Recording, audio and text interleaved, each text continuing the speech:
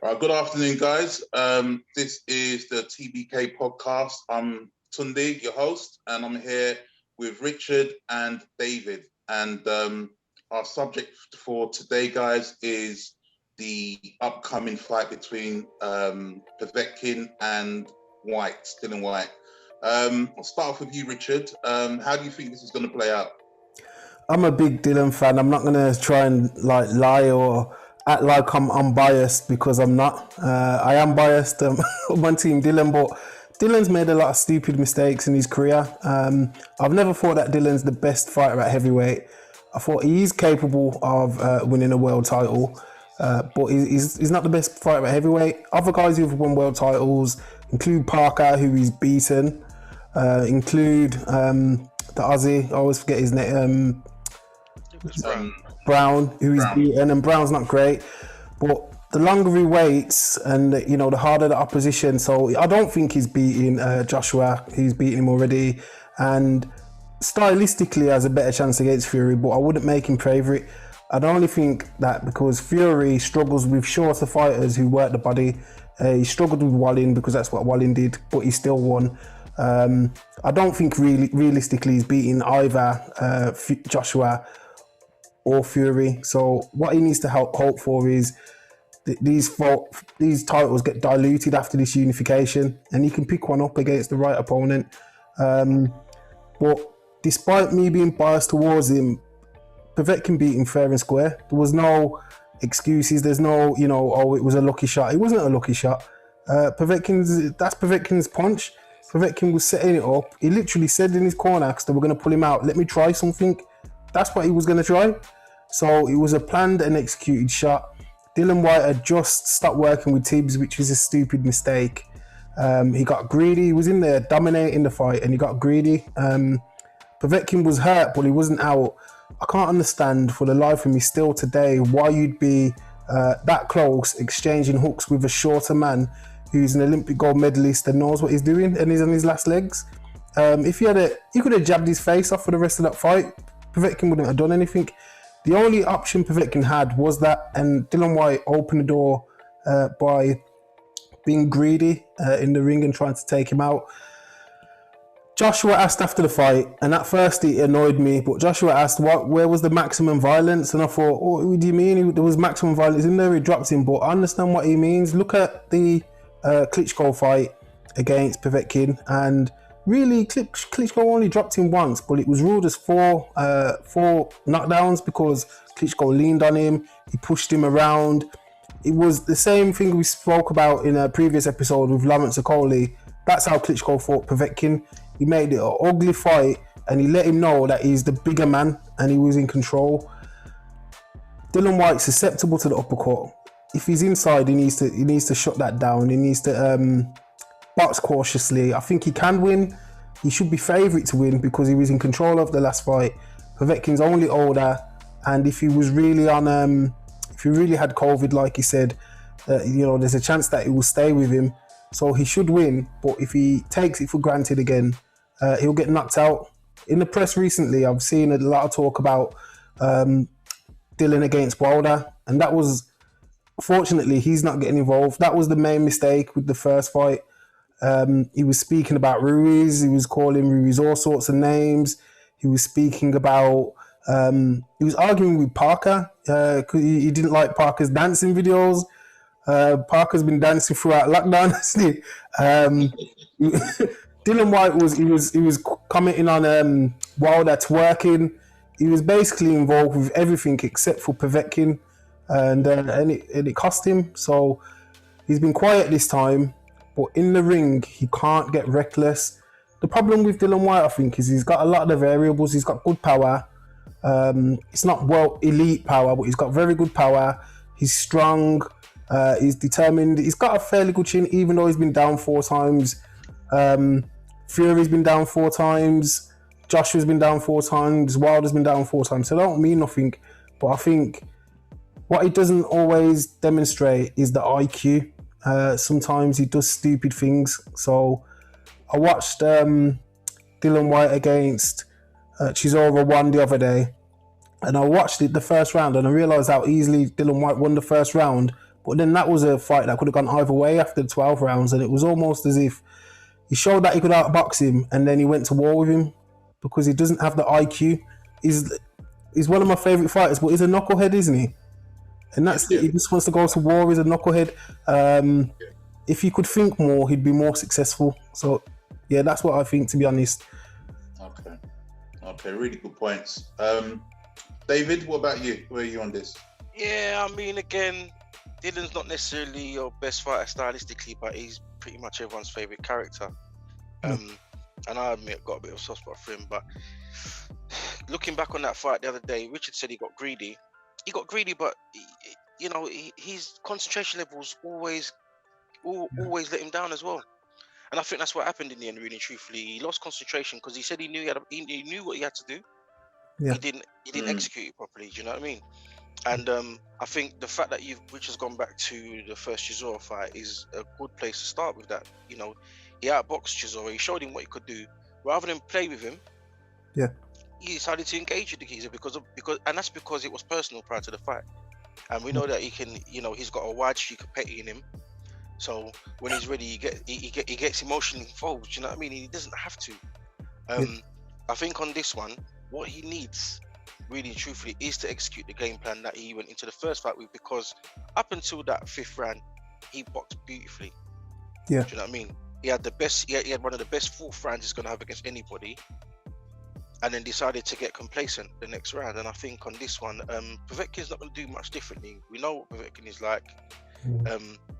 He's a warrior, you know, and he shows that he's got the heart of a lion and he stays in there, but he's also got a very good skill set. Now, if you're not going to take a lot of his best attributes away from him, the last thing you should do, as well as not taking his attributes away from him, is engage with him, as we saw, because, you know, one punch finished the fight. Yeah. And it's not just that it's heavyweight boxing. It's that's Povetkin. He's that good. But then we saw what happened in the Michael Hunter fight, where, you know, he luckily scraped a draw in that fight. But Hunter, for a couple of rounds, had the guy on toast. Yeah. So Dillian's really got to look at what, where Povetkin is weak, and on this occasion, completely exploit it. And I think the fact that he's got a power, I won't say a power advantage because he got knocked out, but the fact that he's got enough power, he's got decent enough power to hurt him and to drop him, he's got to make sure that he engages all his best attributes, because as well as the fact that he's got the power and he can lose concentration as the downside, he's got like world-class jabbing ability as well. Yeah. And he's got a world-class body shot. You know, there's no choice about that. He's probably got one of the best body attacks in heavyweight division right now. So he's got to employ that, like his strengths. Because if he doesn't, Lopez are much to say.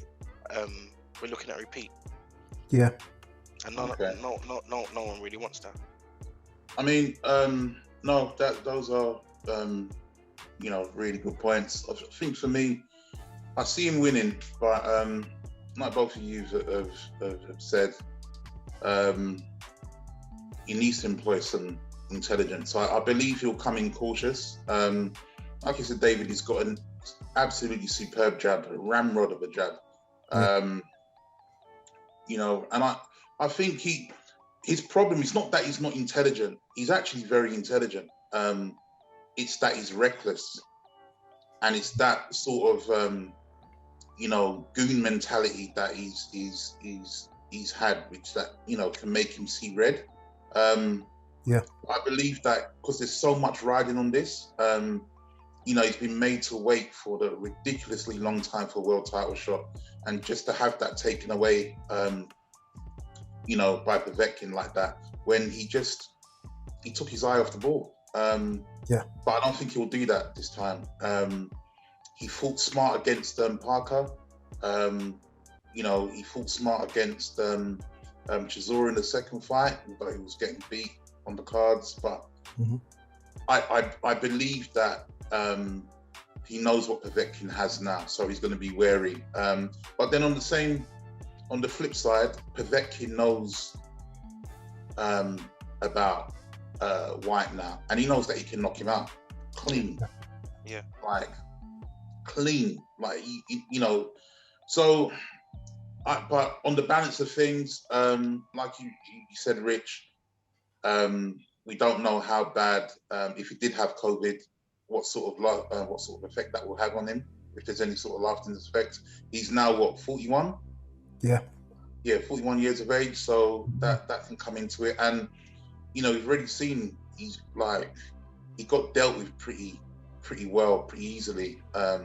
You know, in the first few rounds of the fight, up until he got knocked out. So I think Whyte needs to just employ his attributes the best way.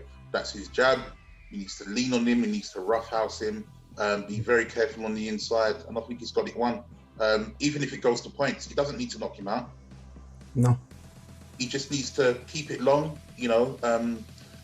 trouble him to the body, and he should be all right. So, in terms of predictions for this fight, where do you see this fight going, Rich? I'm going to go with Dillian, round 8. I think that he'll be a bit more cautious. He's not going to try and get him out of there in the first couple of rounds after what happened last time. Joshua said something when he lost to Ruiz. He said that he wasn't quite cooked yet, and it's true. I think he'll wait till he's cooked this time, and then he'll stop him. Yeah. Okay, David? Yeah, I have it a bit later, to be honest. I think it's going to be, if it is a stoppage, it'll be 11 or 12. Okay. But I'm leaning more towards the points win. Yeah, I think it would be a very late stoppage for points. But one more question before we end this one. Should Whyte win, which I believe he will, what do you think will be next for him? Rich? The WBC are already mandating that Wilder fight, which I don't think is really fair. I think that when he wanted to fight Wilder for 3 years, there was no rush. But now Wilder gets a jump. He gets some preferential treatment from the WBC, Wilder. But at the same time, I do think that's a good fight, I guess. So maybe take it. It's a winnable fight. I think as good as Wilder is, athletically and power, he's a terrible boxer skill-wise. And he's coming off a loss and a long layoff. So there's more chance now than at any stage, if them two were to fight, that Dillian could come in after beating Povetkin and probably even destroy him, because Dillian's going to jump on him, and he could this might be the perfect time. He could look sensational. He could beat him up more convincingly than Fury did, potentially, and propel himself to that title shot. Okay. David? Yeah, I like Richard's optimism, man. I can't lie. I mean, because for me, I want to agree with everything Richard just said, but really, I think the Povetkin fight, we have to see what it shows us, because, like I said before, the guy, he's not the silkiest of boxers, but his fundamentals are so on point. Now, he puts it all together. We know what he can do, but his concentration is my worry. Yeah. And I don't necessarily want to see him fight Wilder, because if his concentration is still up in the air, Wilder, we know Wilder's got one thing that he can do the best. Yeah. And he'll catch Dillian Whyte. Just about that. If him and Dillian Whyte fight, I think it's safe to say that Dillian Whyte's chin will see his right hand, and I think he goes. So again, as what Rich said, the WBC seems to favour Wilder so much that he probably get an opportunity to fight Whyte straight away. Other than that, I don't know what his ranking is in the other bodies, so I can't really say, unless he's the guy that hangs on until the Joshua Fury series has been concluded. Yeah. I don't really know who I'd want to see him fight, if I'm totally honest. Those were really good points from both of you. there's a couple of things there. He's made his bed with the WBC, so I believe he's gonna stick with that. Hence the reason why he's fighting Povetkin again. One of the reasons that he gets his mandatory back. With Wilder, I'm not surprised that the WBC have just basically mandated that, or trying to mandate that. But with I agree with what you're saying, Rich. I think before I agreed with what Dave was saying in terms of if Wilder hits Whyte, then it's done. But the difference is that Wilder's been beat, and he's been beat very conclusively and quite badly for him. He got beat up and ragdolled. And there's always, you never know how a fighter's going to react mentally after being beat, how they come back. And we've all seen that Wilder isn't good at all being put on the back foot, especially when he doesn't have the fundamentals that can get him out of trouble. And Whyte will be on him like white on rice. Like he will not give him a moment's peace, and he's got an excellent jab. And his body work is absolutely sensational. So I think he'll cut him in two, to be honest. Okay. And I think that will give him the sort of like motivation to really put a statement out there. So I think that will be a good fight. Whether we see it or not, we'll have to see. But I think this weekend will tell us a lot about Dillian Whyte, really truthfully. Because like I said, I think my one worry with him has always been his concentration, and he takes breaks a lot. Because if you look at that first Chisora fight, and even the second one, it ebbed and flowed. It was a wicked fight. But part of the reason why it ebbed and flowed so much is because it was literally be a case of one would start the round on the front foot, and have a breather, and then the other one will take over. Does he have room for a breather? Say he gets past Povetkin. Does he have room for a breather against Wilder? I think he does. I think that we've got the impression of Wilder being this person that was blasting everyone out in the first round. He wasn't. Remember, he took Molina 10 rounds. He took the Polish fighter. We took him a lot of rounds. I think, although he was finishing some of his fights with single punch knockouts, he took Ariola 10 rounds. So a lot of these fighters had breathers and were in complete control up until the point of the stoppage. I think more than not being able to take a breather, I just think you have to be alert at all times, because you can switch your lights off with that one shot. But I think that you can. Okay. All right. Well, guys, thank you very much for your points. Really, really good points that you've made. So, guys, this is the TBK podcast. We are done for today. So, thank you very much. Thanks to David and Richard, and we will see you next time.